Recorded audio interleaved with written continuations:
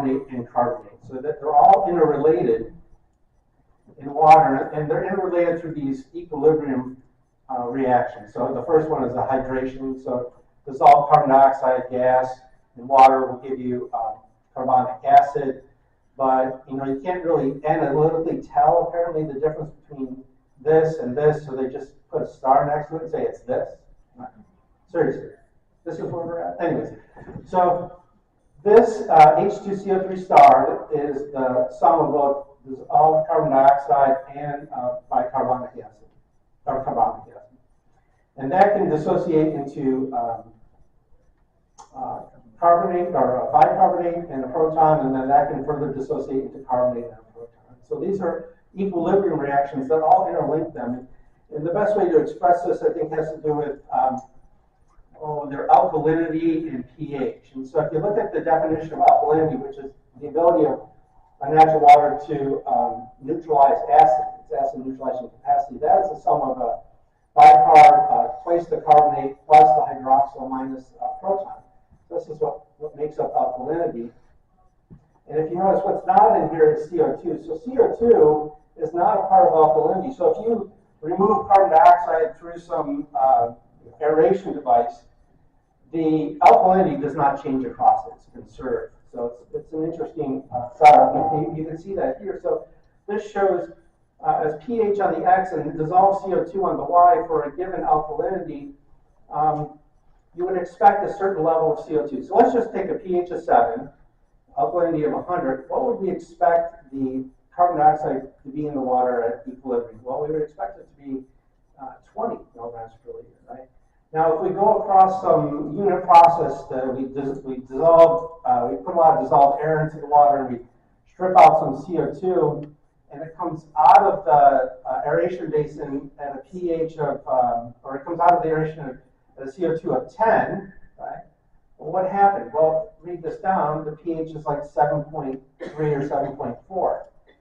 So what happens in the unit process for removing carbon dioxide isn't an alkalinity change, it's a pH change, right? So across any device where you're removing CO2, you will typically see a change in pH from a lower pH to a higher pH. And then when this goes back into the fish tank, this lower or higher pH water with low CO2, what happens? Well, the fish respire, they eat, feed, they consume oxygen, they respire, produce CO2, and it goes from where it was, 10 milligrams per liter, pH of 7.3, back up to the maximum, 20, at a pH of 7. So they are producing the carbon dioxide, it's a weak acid, and it drives the pH down to, in this case, 7. Everyone see that? Good. Yeah. So that's how they're interrelated. And they talked about gas transfer a bit already. In this context, I'd like to just show that when you have water from any fish culture system and it has elevated carbon dioxide and you expose it to air, and say it had lower dissolved oxygen and higher carbon dioxide, what's going to happen is the oxygen from the air is going to want to go in to get the saturation, and the CO2 is going to want to go out to get the saturation, right? And if there was any elevated nitrogen or total gas pressure that was represented by excess nitrogen, it would want to also come out so that in this case, this drop of water is at equilibrium with the partial pressures of the gases around it. And that's how the gas transfer process is working. You're exposing it, water to air, and it has low CO2, it's very low, and it has a certain amount of oxygen that wants to go in and CO2 comes out. And same with nitrogen. Tomorrow's advances in RAS section, we have a presentation at the end of the day by a fellow from Innovacy, Cameron Collins, talking about dissolved gas balancing, and he'll talk, I think, a little bit more about the nitrogen aspect. But in this case, it's really easy to get CO2 out. That's my point, long-winded way of saying, when you expose fish culture water to air, the CO2 wants to come out. Okay. And that's good because you don't want to spend a lot of money getting CO2 out, right? It's really based on this concept of the driving force for CO2 transfer out of the water, that being the concentration gradient between what's in the water and what's existing at saturation.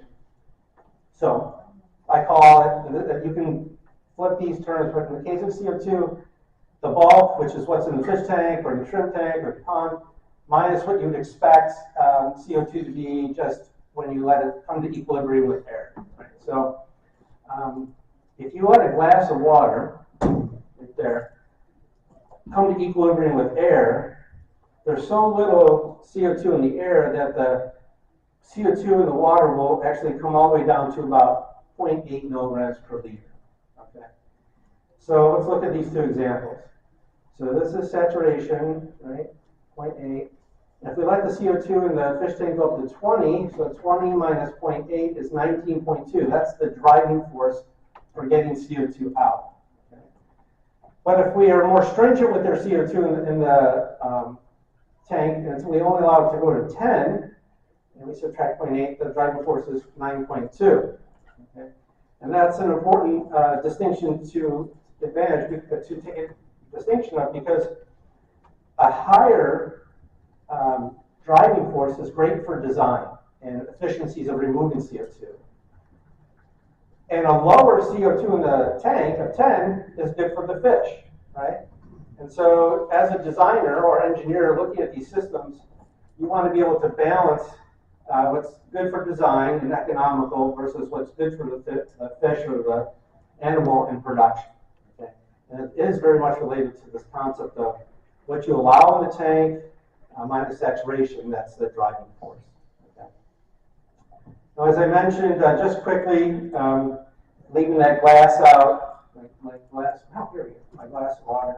Okay, there's water too. So if I take this glass of water and I put my hand over it and I pump pure CO2 in, just to get 100% CO2 in the water, or in the airspace, and leave it out overnight, the saturation is actually super high, 1900 milligrams per liter. It's very soluble. But that's with 100% CO2 in this headspace. When I take my hand away and the air around us goes in here and it comes to equilibrium, the water comes to equilibrium with the air, it's much lower, 0.79 milligrams per liter. And that's because there's only a tiny, tiny bit of CO2 in the air. It used to be 320 parts per million and 350, and now we're 400 parts per million. This is the CO2 that we measure in the air now.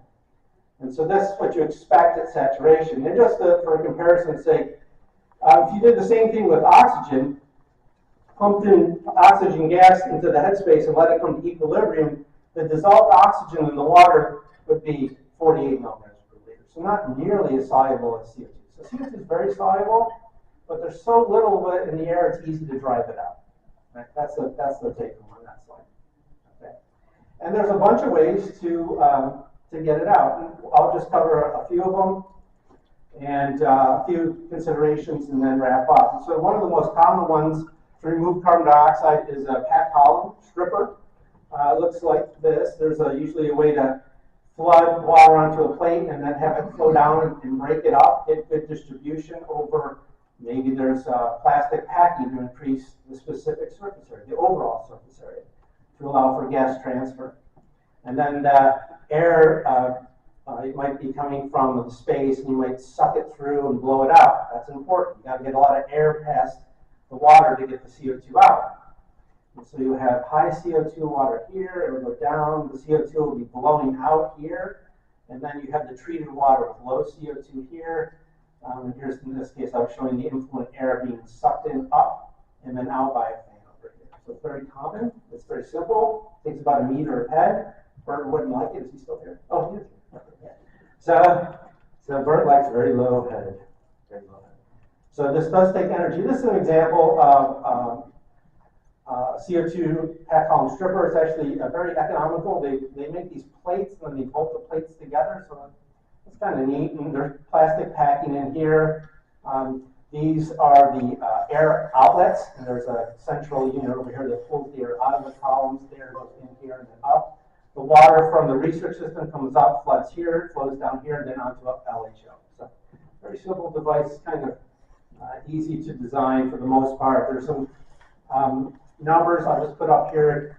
We know that you can design these based on a hydraulic loading rate, which is similar to an overflow rate, like Herman talked about.